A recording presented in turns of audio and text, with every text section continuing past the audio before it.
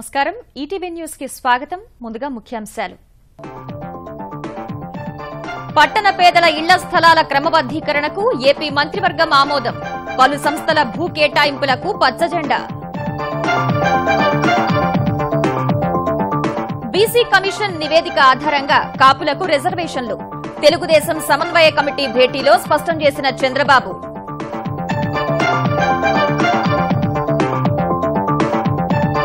నంద్యాల ఉప ఎన్నిక 3 ఏళ్ల తెలుగుదేశం పాలనకు రెఫరెండం అన్న జగన్ చంద్రబాబును ఉద్దేశించి ఘాటు విమర్శలు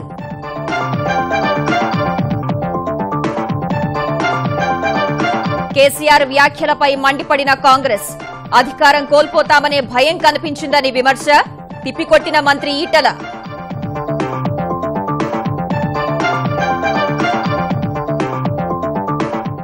సులభతర వాణిజ్యంలో హైదరాబాద్ దేశానికి ఆదర్శంగా నిలిచిందన్న కేటీఆర్ రక్షణ రంగ సంస్థలకు కేంద్రంగా మారిందని ప్రకటన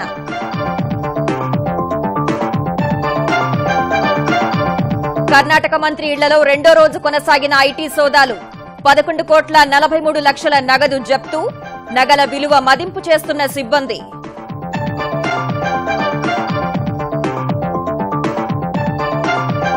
శ్రీలంకతో రెండో టెస్టులో భారత బ్యాట్స్మెన్ జోరు శతకాలతో చెలరేగిన పూజారా రహానే తొలి రోజు 3 వికెట్లకు 344 పరుగులు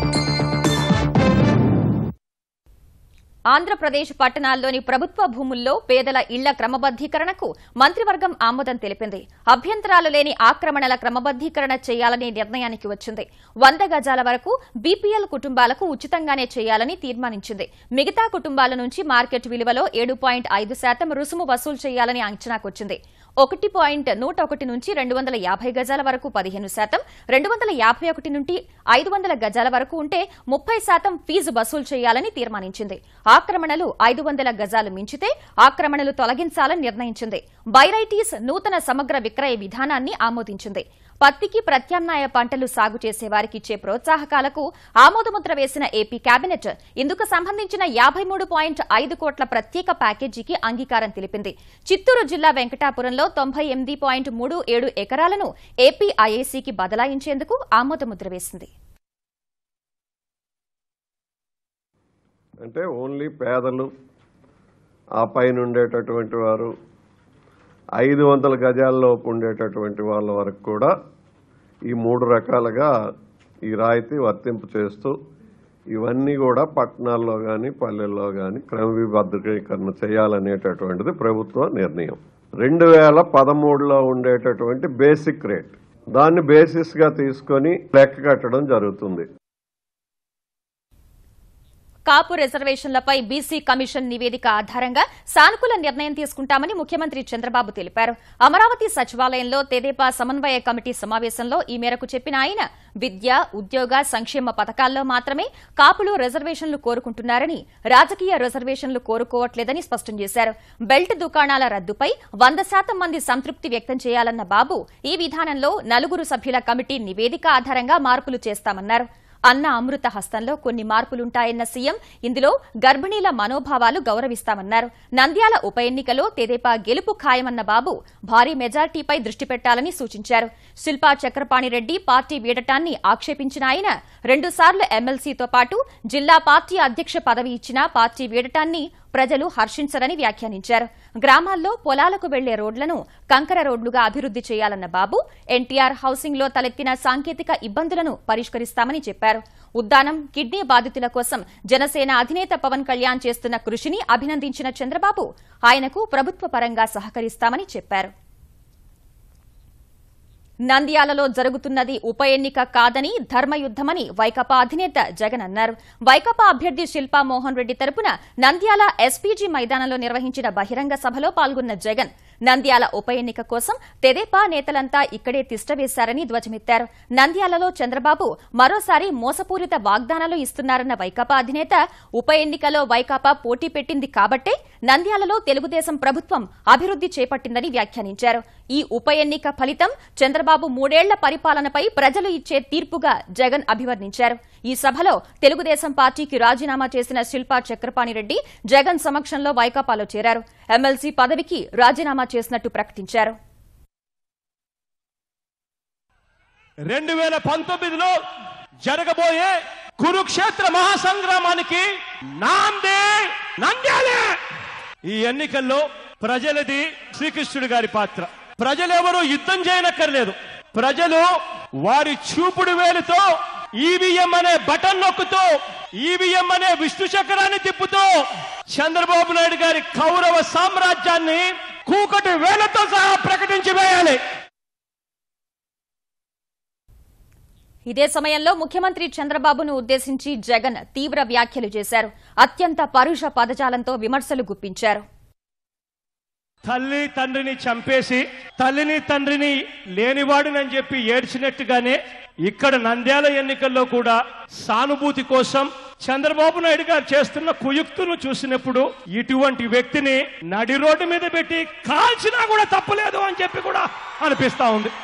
ఇదే చంద్రబాబు నాయుడు గారు 2014 ఆగస్టు 15న కర్నూలుకు వచ్చి కర్నూలుకు కొత్త ఎయిర్పోర్ట్, స్మార్ట్ సిటీగా కర్నూలుకు ఉర్దూ యూనివర్సిటీ, అవుకు దగ్గర ఇండస్ట్రియల్ సిటీ, హైదరాబాద్ బెంగళూరు పారిశ్రామిక కారిడార్, ఆదోని ఇమిగనూరులో టెక్స్టైల్ క్లస్టర్లు, అపారల్ పార్కులు, కోయిలకుంట్లలో సిమెంట్ ఉత్పత్తుల హబ్, కర్నూలులో IIIT, కర్నూలులో nuclear fuel complex, super speciality ఆసుపత్రి, రైల్వే, వాగన్ల మరమ్మతుల కర్మాగారం, కర్నూలులో మైనింగ్ స్కూల్, కర్నూలులో ఫుడ్ పార్క్. ఇది జాబితా.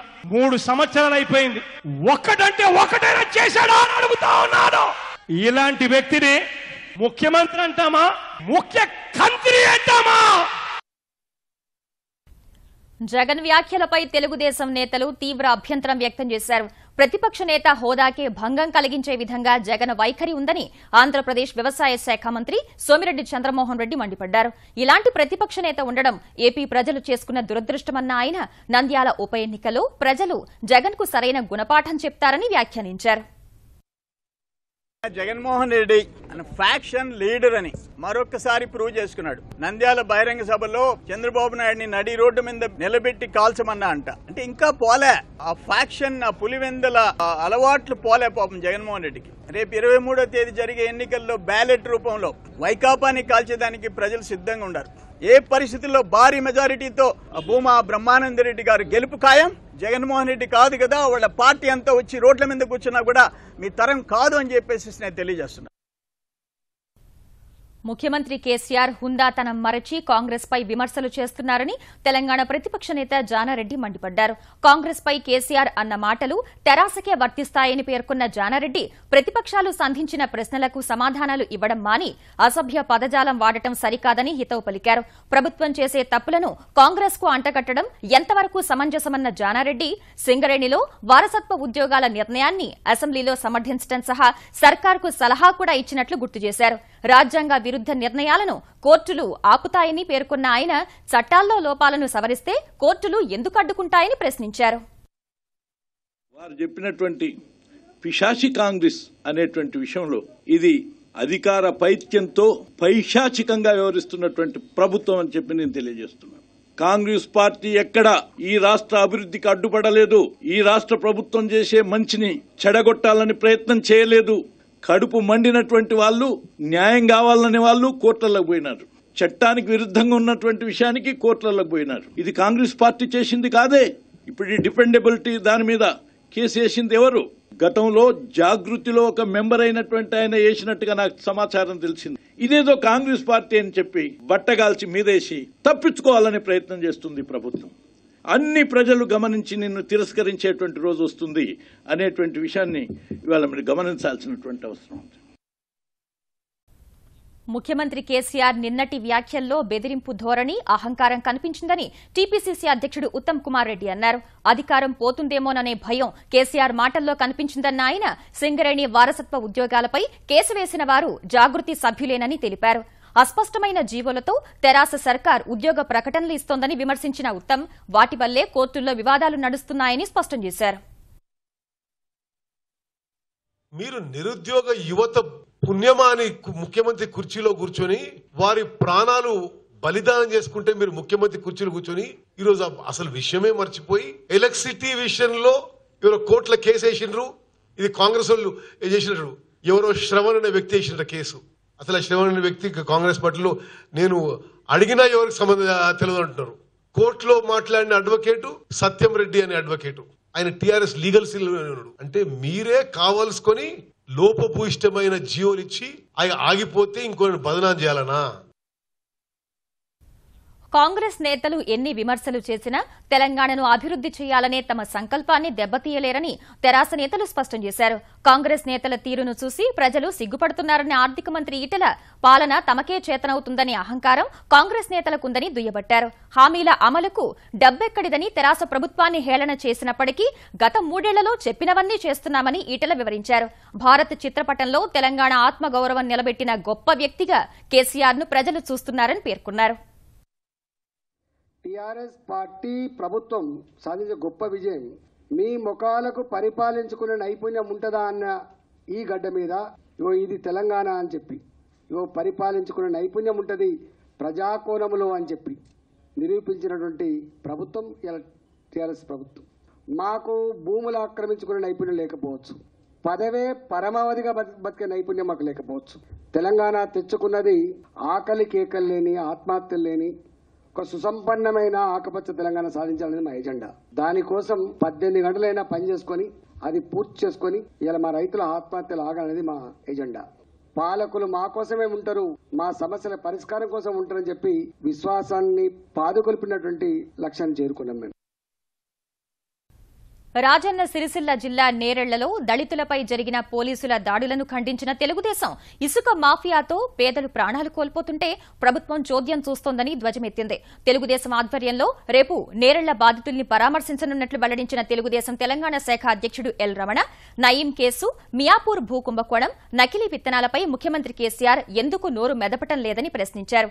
నేరెళ్ల బాధితులకు తగిన ఆర్థిక సాయం అందించాలని తెలుగుదేశం నేతలు డిమాండ్ చేశారు.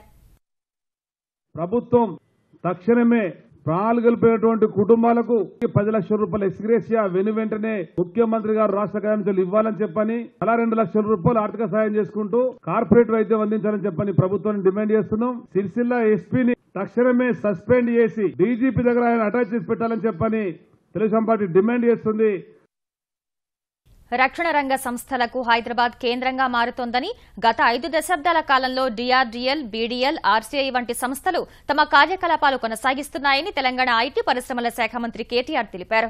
రంగారెడ్డి జిల్లా మహేశ్వరంలోని హార్డ్వేర్ పార్కులో కళ్యాణి రఫెల్ అడ్వాన్స్డ్ సిస్టమ్స్ కేంద్రాన్ని ప్రారంభించిన ఆయన తమ ప్రభుత్వం తీసుకొచ్చిన సులభతర వాణిజ్య విధానం వల్ల హైదరాబాద్ లో వైమానిక రక్షణ రంగానికి చెందిన ఎన్నో కొత్త సంస్థలు తమ పరిశ్రమలను ఏర్పాటు చేస్తున్నాయని వివరించారు.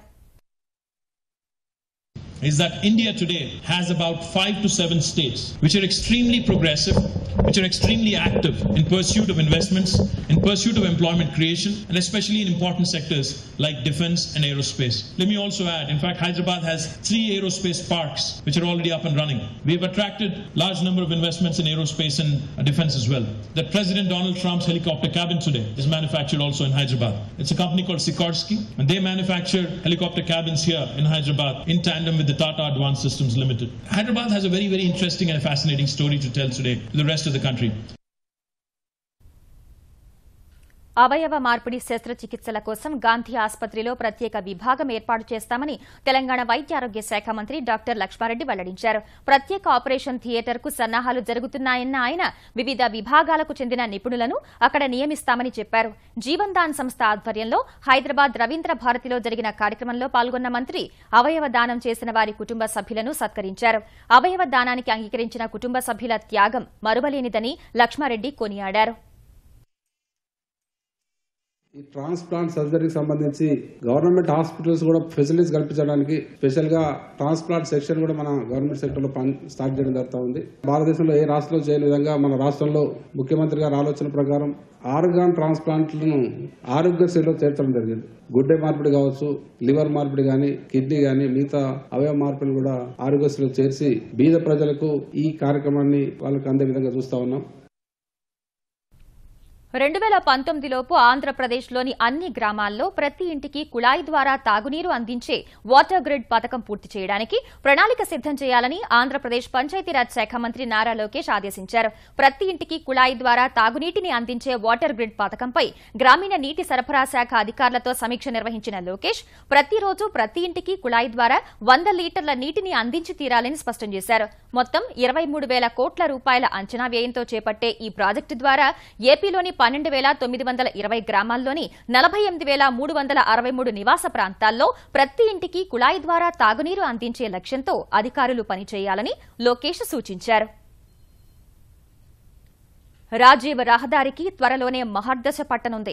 ఈ మార్గాన్ని జాతీయ రహదారిగా మార్చేందుకు కేంద్రం సుముఖత వ్యక్తం చేసింది. లోక్సభలో ఈ అంశాన్ని ప్రస్తావించిన తెరాస ఎంపీ వినోద్ గత పాలకుల నిర్లక్ష్యం వల్ల రాజీవ్ రహదారి విస్తరణకు నోచుకోలేదని ఆవేదన వ్యక్తం చేశారు. ప్రస్తుతం తమ ప్రభుత్వం 130 కిలోమీటర్ల మేర బీఓటీ విధానంలో విస్తరణ చేపట్టిందని కేంద్రానికి వివరించారు. హైదరాబాద్, సిద్దిపేట, కరీంనగర్, రామగుండం మార్గంలోని 240 కిలోమీటర్ల రహదారి మార్గంలో 82 కిలోమీటర్ల పరిధి 60 ప్రమాదకరమైన మలుపులు ఉన్నాయని వెల్లడించారు. జాతీయ రహదారిగా గుర్తిస్తే మహారాష్ట్రలోని బల్హార్షా వరకు ప్రయాణం సులువవుతుందని చేసిన వినోద్ విజ్ఞప్తికి కేంద్ర ఉపరితల రవాణా శాఖ మంత్రి నితిన్ గడ్కరీ సానుకూలంగా స్పందించారు. నిజామాబాద్ జిల్లాలో పసుపు బోర్డు ఏర్పాటు చేయాలంటూ ఎంపీ కవిత ప్రధాని నరేంద్ర మోదీకి విజ్ఞప్తి చేశారు.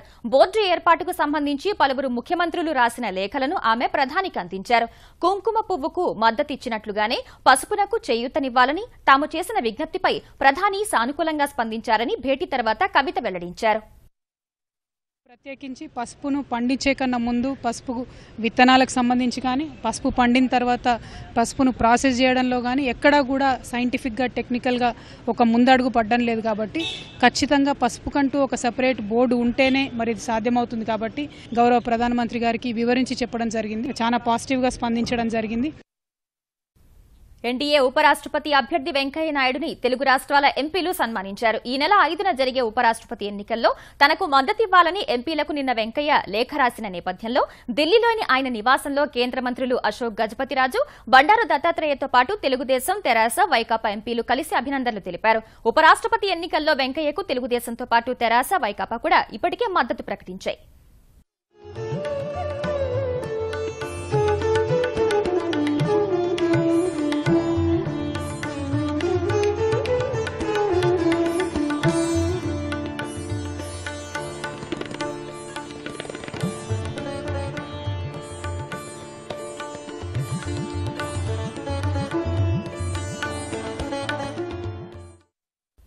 స్వీయ పథక రచనతో కాల్పులు జరిపించుకుని అడ్డంగా దొరికిపోయిన విక్రమ్ గౌడ్ కటకటాల పాలయ్యారు.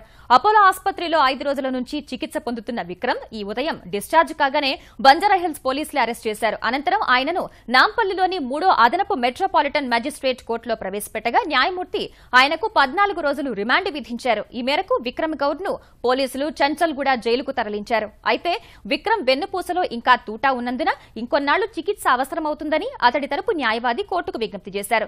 ఈ విజ్ఞప్తిపై స్పందించిన న్యాయమూర్తి గాంధీ లేదంటే ఉస్మానియా ఆసుపత్రిలో చికిత్స చేయించాలని జైళ్ల శాఖను ఆదేశించారు. అటు విక్రమ్ గౌడ్ బెయిల్ కోసం పిటిషన్ దాఖలు చేయగా వాదనలు నమోదు చేసిన కోర్టు బెయిల్ ఇచ్చేందుకు నిరాకరించింది.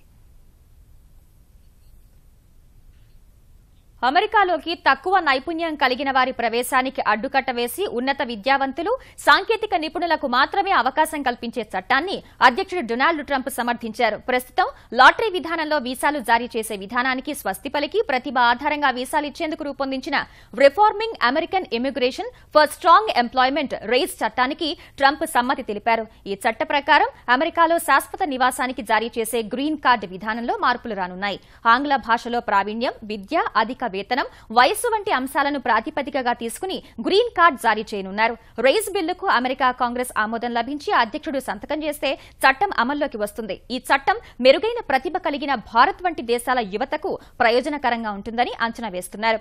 రైజ్ చట్టం ద్వారా దేశంలో పేదరికం తగ్గడం సహా వేతనాలు పెరుగుతాయని, పన్ను చెల్లింపుదారుల $1 బిలియన్ సొమ్ము ఆదా అవుతుందని శ్వేత సౌధంలో జరిగిన కార్యక్రమంలో ట్రంప్ పేర్కొన్నారు.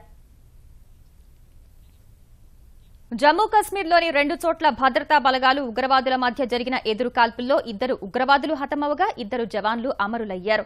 దక్షిణ కశ్మీర్లోని కుల్గాం జిల్లాలో గోపాల్పురలో ఉగ్రవాదులు ఉన్నట్లు సమాచారం అందుకుని అక్కడికి వెళ్లిన భద్రతా సిబ్బంది తనిఖీలు చేపట్టగా ఉగ్రవాదులు కాల్పులు జరిపారు. వెంటనే అప్రమత్తమైన భద్రతా బలగాలు ఎదురు కాల్పులతో విరుచుకుపడగా 2 ఉగ్రవాదులు హతమయ్యారు. అటు షోపియాన్ జిల్లాలో భద్రతా బలగాలు ఉగ్రవాదులు మధ్య చోటు చేసుకున్న కాల్పుల్లో ఓ సైనికాధికారి మరో జవాను ప్రాణాలు కోల్పోయారు.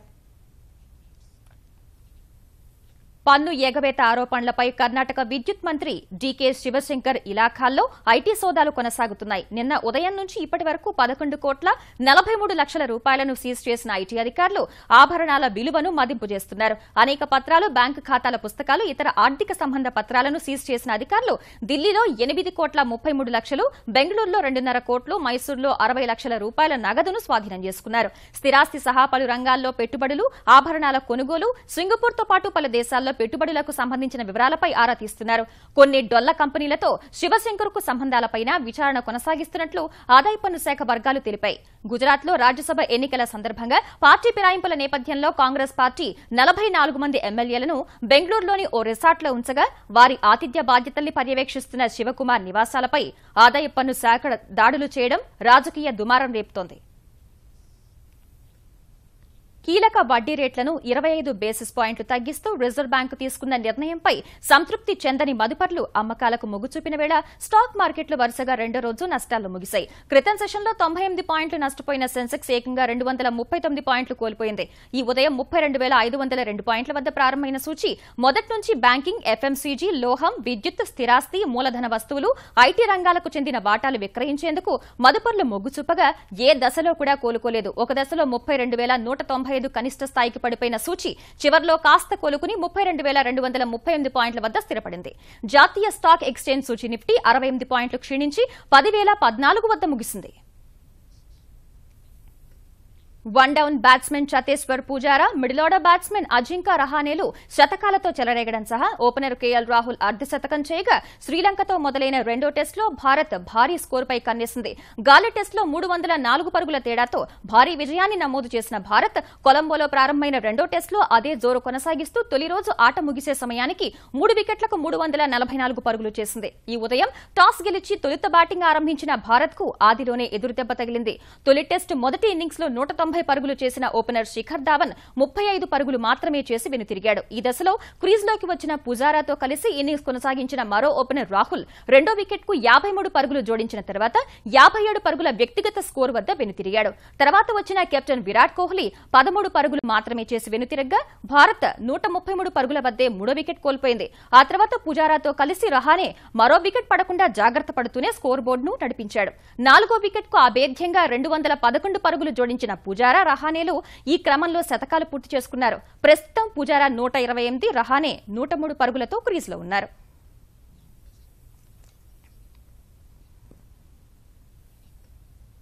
ఇక ముఖ్యాంశాలు మరోసారి. పట్టణ పేదల ఇళ్ల స్థలాల క్రమబద్దీకరణకు ఏపీ మంత్రివర్గం ఆమోదం. పత్తికి ప్రత్యామ్నాయ పంటలు సాగు చేస్తే ప్రోత్సాహకానికి పచ్చజెండా. బీసీ కమిషన్ నివేదిక ఆధారంగా కాపులకు రిజర్వేషన్లు. తెలుగుదేశం సమన్వయ కమిటీ భేటీలో స్పష్టం చేసిన చంద్రబాబు.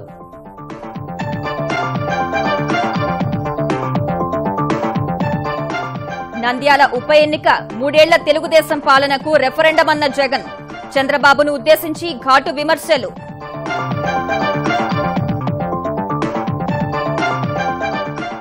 కేసీఆర్ వ్యాఖ్యలపై మండిపడిన కాంగ్రెస్. అధికారం కోల్పోతామనే భయం కనిపించిందని విమర్శ. తిప్పికొట్టిన మంత్రి ఈటెల.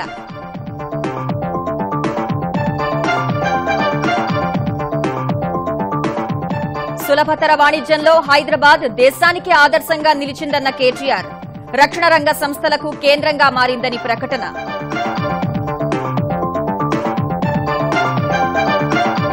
కర్ణాటక మంత్రి ఇళ్లలో 2వ రోజు కొనసాగిన ఐటీ సోదాలు. 11,43,00,000 నగదు జప్తు. నగల విలువ మదింపు చేస్తున్న సిబ్బంది.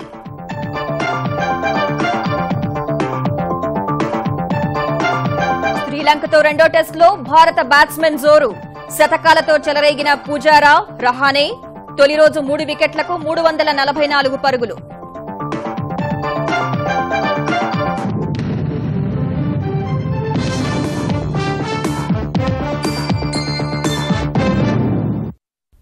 ఈటీవీ న్యూస్ సమాప్తం. నమస్కారం.